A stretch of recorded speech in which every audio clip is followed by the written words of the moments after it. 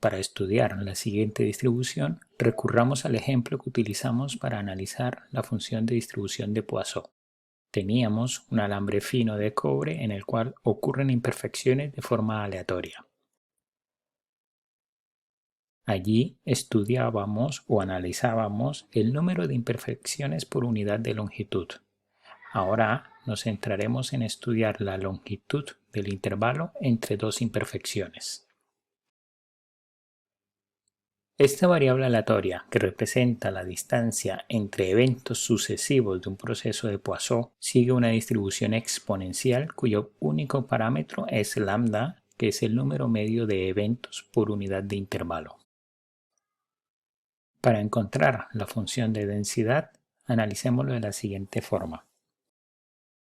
Tenemos que la distancia entre dos eventos es x, que es nuestra variable aleatoria.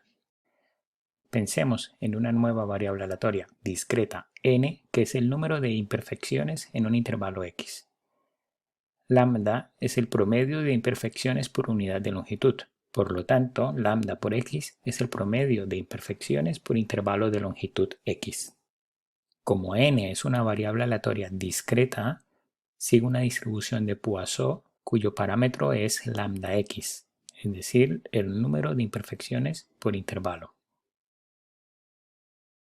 Analicemos el caso cuando n es igual a 0. ¿Cuál es la probabilidad de que el número de imperfecciones en el intervalo sea 0? Es decir, que no haya imperfecciones en el intervalo x. Si reemplazamos en la distribución de Poisson, para n igual a 0 y para un promedio de lambda x, encontramos que esta probabilidad es e elevado a la menos alfa x. ¿Qué significa esta probabilidad en función de x?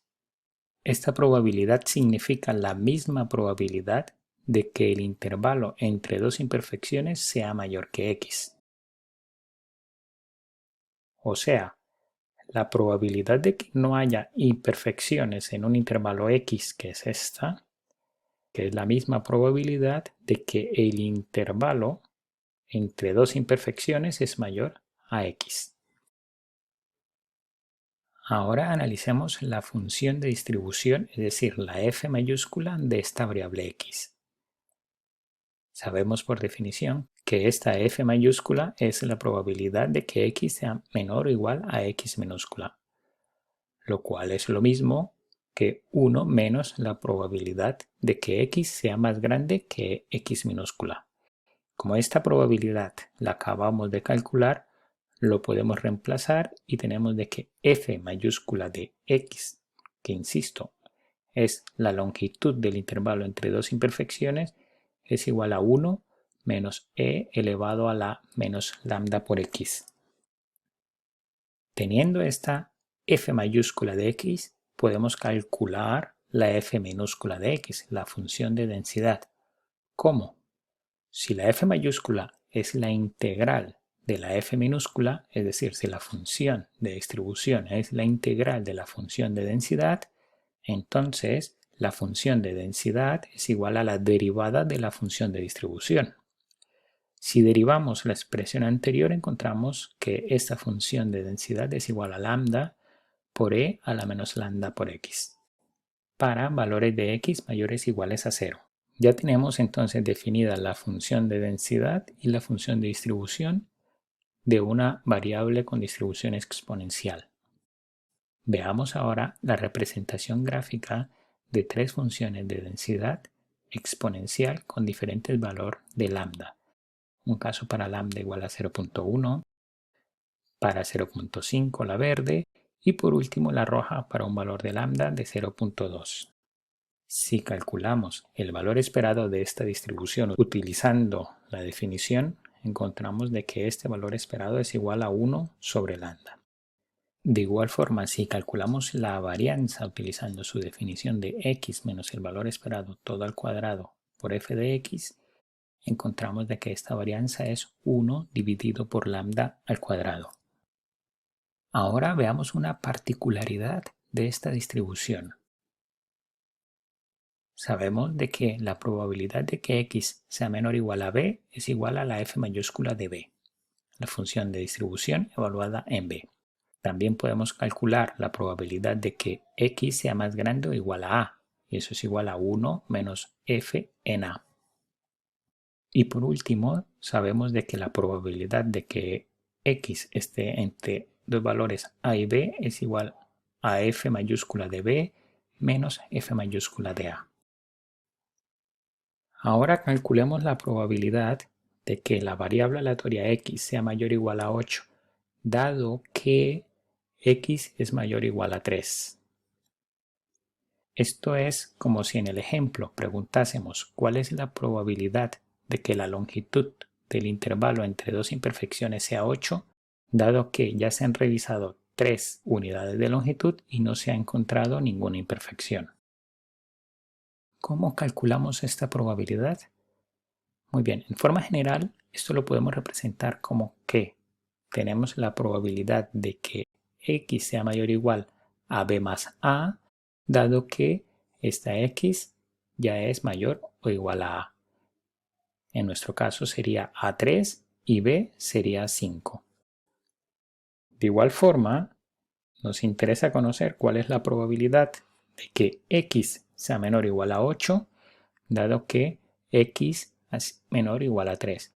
O que, en el ejemplo, cuál es la probabilidad de que la longitud del intervalo entre las dos imperfecciones sea más pequeña que 8, sabiendo que es mayor que 3.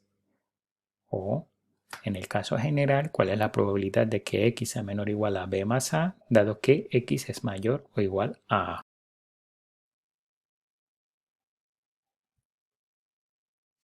Analicémosla por separado.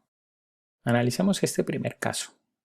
¿Cuál es la probabilidad de que x sea mayor o igual a b más a, dado que x ya es mayor o igual a a? Esta probabilidad la podemos calcular utilizando la definición de probabilidad condicional. Es la probabilidad de la intersección de los dos eventos dividido por la probabilidad del primer evento. Analicémoslo utilizando la línea de los reales. Tenemos definido aquí a y en este punto a más b. El evento de que x es mayor o igual a a estaría representado por todos estos valores. Y el evento de que x sea mayor o igual a a más b estaría representado por estos valores. ¿Cuál es la intersección?